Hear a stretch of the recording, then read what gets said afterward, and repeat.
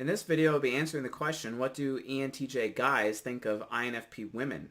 But before I can get into that, I need you to subscribe to the channel and also hit the alert bell so you know when we're posting additional videos or going live. That being said, welcome to CSJ Responds. I'm your host Chase, here to answer your questions on anything Jungian analytical psychology or the four sides of the mind, also known as four sides dynamics.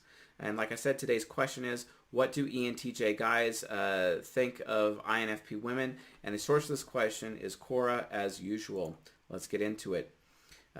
Okay, so apparently no one was able to answer this question, and I have no idea when this question was posted, so I guess it's just a free-for-all for me today. Awesome. It's a fantastic question to be sure. So ENTJ guys, well, here's the number one thing. ENTJ guys cannot let go of that everlasting cuteness of an INFP woman.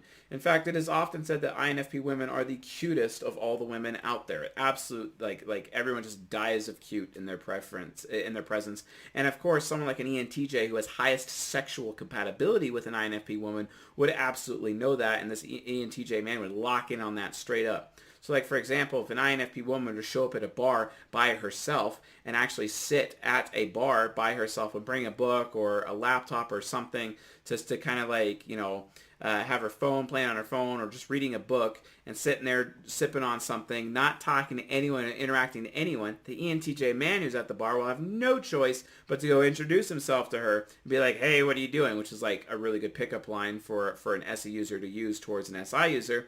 And then the INFP woman would be like, oh, I'm doing this. And he'd be like, well, what are you reading? And then she'll tell him all about it. And then she'll go off on this huge diatribe that's completely unrelated to what they're actually talking about. And the ENTJ is just completely sucked in because she like literally remembers everything and he can't remember anything for anything to save his life. And she just remembers everything. And he gets so fascinated by all these huge stories that he's telling her. And then all of a sudden after that, they end up, getting on text messages because he's like, hey, you should give me your number, because you never ask an INFP woman for her number. You tell her that she should give you her number because it makes her feel wanted, because she likes to be ordered around. And ENTJs love ordering around. And so they end up becoming super attracted to ENTJs because ENTJs have all this status because they're the most... ENTJs typically have the highest status of all of the types, probably even combined. And INFPs want status so desperately, and that's why INFP women are so attracted to ENTJ men, because they want that status so bad, because the INFP so desperately wants to be a star, even though they're kind of a natural, but they're a star, and the ENTJ is like actually a star, you know what I'm saying? And but also like part rake, as well as a little rakish star with his seductive style, according to The Art of Seduction by Robert Greene. If you haven't read it, what do you do with your life? You want to find out more about how you can read it, you can get a free Audible account with a free book on that Audible account by using my link at csjoseph.life/reading. Click the free Audible account button and you can get a copy of audio Art of Seduction basically and start listening to it like right now. I highly recommend it.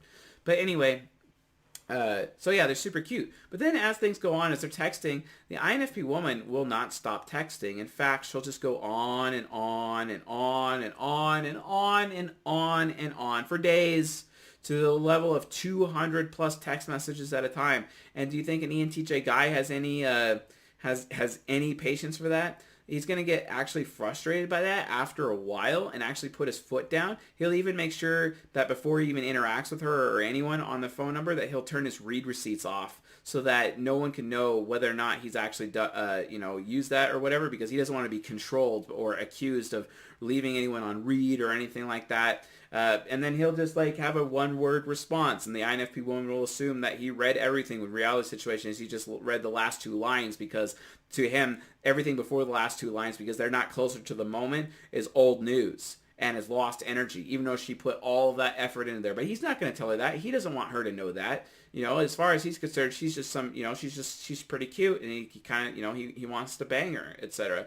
I mean, in this ENTJ guy example, etc. That's right, ENTJ guys, I am definitely exposing you to the fact that you see your cell phones as something that's out there to control you, and all of you cannot suffer having read receipts on. Oh wait, this is an ENTJ woman problem as well. And if I was ever in a relationship with an ENTJ woman, at least I was at one point in time, I made her put on her read receipts, because I was like, you think you're going to get away with that and try to be all like, have that really bad relationship with your phone around me? Not going to happen. You see what I'm saying? Because as an NP, I maintain it's insanely disrespectful for an ENTJ to do this. And if they want me to be loyal to them, then I expect them to have their read receipts on. And by the way, INFPs, if you're in a relationship with an ENTJ, I sincerely encourage you to do this to them. Because they see their phone as a tool to control other people and not to be controlled themselves, which makes them hypocrites. So I suggest you actually put them in their place by making sure that for you, that they have their read receipts turned on so that they can't get away with that from you. And that way also hold them accountable for not taking the time to read your messages. And then they'll make excuses, well, that sucks because they're not as real, they're not as important because they've lost energy, that's old news. And I'm like, no, actually it's not. When the NP is actually texting you, it actually has value like forever. Maybe you should spend time actually, reading all those messages. I'm sure the INFP would really appreciate it after going to all that effort for you to tell you those things. And if you don't like it, maybe you should grow some balls and tell her that you don't like what she's saying or you don't find it relevant. Yes, it will hurt her feelings, but at least you're honest with her. And I think she'll appreciate that more in the long run. Besides, INFP women really enjoy being talked down to for some reason. That kind of turns them on. So why would you not want to do that? You know what I'm saying? But anyway, the point is that they're super cute, but when it comes to status, they end up competing with each other with status. And sometimes an INFP woman needs to be willing to let go of her status, but also an INFP woman needs to actually be a very moral person and have a principle of, I'm not going to have sex with this ENTJ unless he's willing to die for me. Until I know that he is willing to take a bullet for me, I will not have sex with him at all. And if the ENTJ no longer wants you because you're not willing to have sex with him before he's willing to die for you, then you should get rid of him and move on. And obviously his kind of status is the status of a man-child instead of a man, basically. And that's how you can tell the difference between a man-child and a man when you have that standard, INFP women. So make sure you do that. Protect yourselves. You could easily be taken advantage of, and you don't want that, especially with an ENTJ. ENTJ men are notorious for having as many notches on their bedpost as possible, to the point where in some cases they actually draw their self-worth for how many girls they bang, basically. Quantity means a lot to them, and eventually, as they get closer and closer to manhood, instead of being a man-child, which is usually around the age of 27, 28-ish, they start to realize that they value loyalty more than having as many sources of pussy as they possibly can get. That being said, ESTPs and ISTPs are technically worse in that department over ENTJs, but ENJs in general are actually pretty bad. ENJ men are actually pretty bad because they're really impulsive before their parent function is fully developed, which in men usually takes until about 28 years old these days, even though it should be done during adolescence. But who has the ability to parent people these days to be able to properly develop their auxiliary functions, and during adolescence it just doesn't happen. Plus, that's what a rite of passage is for. A rite of passage is to prepare a man to have his parent function develop during adolescence so that he can get out of adolescence and take on a woman and be a responsible human being.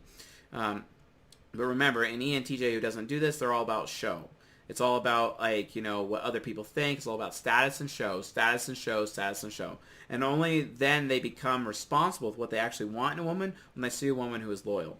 The thing is, INFP women can be the most loyal of all the women out there, but they can also become the most treacherous. And if you pair up an INFP woman with a man-child, she will be treacherous. Okay? If you want to learn more about how to not be a man-child, you should watch season 13. Actually, you should watch seasons 4, 6, and 13 on my other YouTube channel. Just go to the playlist, go to season 4, and watch how do intimate relationships actually work. Go to season 6, which is the 4 pillars of self-intimacy. It's like a path that you could follow for personal improvement to help yourself become a man.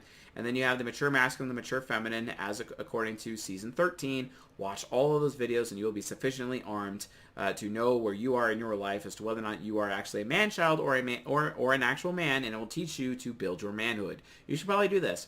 And women, by the way, there's also plenty of content for you in there as well. I doubt, though, however, given this insanely feminist society that we live in, that you even have the stomach to hear the unpleasant truths that I present within those videos. But if you do, kudos to you. You're actually pretty awesome. Thank you for doing that and having a thick skin. But usually INFP women and thick skin don't actually mix, except for the much older ones. The much older ones do have a thick skin because they've been through so much in their life. The younger ones, not so much. Wow, that's a lot of talking. So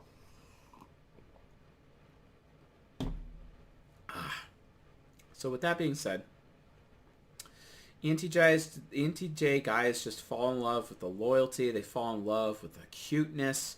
They're just so fascinated. But this also is a pedagogue relationship, and the ENTJ man ends up learning so much about life and philosophy, and ends up having these idealistic based conversations that actually ends up motivating their artistic side to be more artistic, because they see the INFP woman is artistic as well, and they want to be able to mirror that artistry that the INFP woman has, and they fall in love. They fall in love with her, and they want to learn from her. And she learns a lot from him, learns about how to be financially responsible, about making better decisions, who she should be loyal to, who should she not be loyal to. The ENTJ protects her from Stockholm Syndrome, and also helps her adjust her principles so that they're not corrupted in certain cases. Overall, it's a really good matchup for personal growth. And remember, folks, golden pairs are for understanding, silver pairs are for mutual respect, bronze pairs are basically for fun, but pedagogue relationships are for maximizing personal growth in two people. And pedagogue relationship has tied with highest sexual compatibility, like a golden pair is, and it can go a long, long way. I highly recommend a pedagogue relationship. Therefore, I highly recommend this relationship for ENTJs and INFPs. It can be a little bit rocky, but you can solve most, if not all, of your problems by just taking it to the bedroom. You have no problem. The ENTJ guys just totally get off on how the INFP woman reacts to them, and like every touch, every sound, and they just react to the ENTJ, and it gets the ENTJs off. And the INFP women love the strength of an ENTJ male, and how he's able to go completely all out on her and just shove all that energy towards her, and then she's able to react by receiving that energy from him, and it's a fantastic experience. Just the landmines are the emotional compatibility that becomes the main issue between the two. But as long as they are both devoted to increasing each other's morality and their principles, and increasing each other's status, instead of expecting the other person to care for them in certain ways, like care about their feelings, etc. It's more about growing each other's principles and growing each other's status, that it'll have an excellent relationship. You don't want to find yourself in a situation where you're putting each other's status over the other, or you think your feelings, or you think you are far more important than the other person.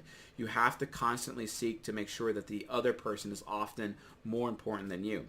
But that can be hard for an ENTJ because they're very systematic, whereas an INFP woman is very interest-based. An INFP woman is aware of what she's getting out of the situation versus what the ENTJ is getting out of it. And if he's extracting more status out of the relationship, she's going to know it. She's going to lose respect for him, which may lead to treachery later.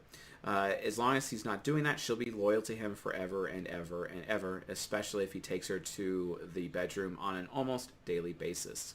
So, awesome. If you'd like your chance at your question being answered on this channel, please leave a comment below, or put the question up on Quora and tag me, and I'll get to your question. If you want a guaranteed answer for your question, become a member. Get a silver membership at csjoseph.life/members.